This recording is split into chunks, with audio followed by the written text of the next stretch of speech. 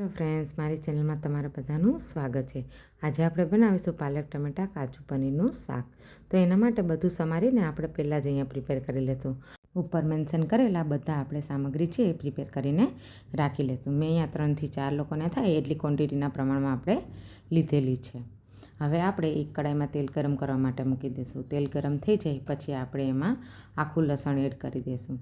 આખું લસણ સારી રીતે શેકાઈ જાય પછી આપણે એમાં અહીંયા સ્ટાર અને આપણે સિનેમન એટલે કે તજ આપણે એડ કરી દઈશું. અને પછી અહીંયા થોડી હિંગ એડ કરી દઈશું.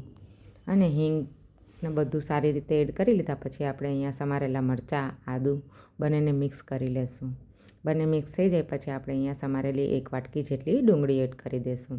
અને ડુંગળીને સારી રીતે આપણે ચડવા દઈશું. ડુંગળી સારી રીતે ચડી અને સોફ્ટ થઈ જાય ત્યાં સુધી આપણે ચડવા દઈશું. પછી અહીંયા રેડ ચીલી પાવડર અથવા તો કાશ્મીરી ચીલી પાવડર છે આપણે એડ કરીશું. પછી આપણે બધાને મિક્સ કરી અને હલાવી લઈશું. મિક્સ થઈ જાય પછી આપણે એમાં 1 ચમચી જેટલો આપણે ધાણા જીરું પાવડર એડ કરીશું.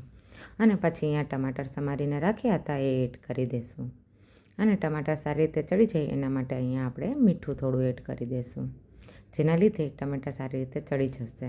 અને ટમેટાના ખટાશને બેલેન્સ કરવા માટે અહીંયા આપણે થોડી ખાંડ એડ કરી દઈશું. અડધી ચમચી જેટલી ખાંડ એડ કરી દઈશું. અને ફ્રેશ સમારેલી પાલક છે એ આપણે એડ કરી દઈશું. મેં અહીંયા મોટા વાટકા જેટલી પાલક લીધેલી છે. એ બધી પાલક આપણે એડ કરી દઈશું. અને બધાને મિક્સ કરીને સારી રીતે ચડવા દઈશું. પછી આપણે અહીંયા કાજુના ટુકડા છે એ પણ એડ કરી દઈશું. અને મિક્સ કરીને ચમચા વડે મિક્સ કરી અને પછી આપણે એને સારી રીતે ચડવા દઈશું. બધું મિક્સ થઈ જાય પછી આપણે અહીંયા ખમણેલું પનીર છે એ એડ કરી દઈશું. અને એને મિક્સ કરી લઈશું. અને 3 થી 4 મિનિટ સુધી આપણે એને ચડવા દઈશું. 3 થી 4 મિનિટ ચડી જાય પછી આપણે એમાં થોડોક ગરમ મસાલો એડ કરીશું. અને 1 ચમચી જેટલો લીંબુનો રસ એડ કરી દઈશું, જેના લીધે પાલકનો ટેસ્ટ છે એ શાકમાં સરસ આવશે.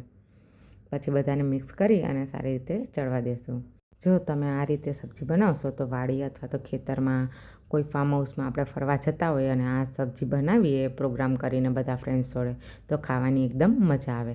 લાસ્ટમાં આપણે ફ્રેશ ધાણા છે એ એડ કરી દઈશું.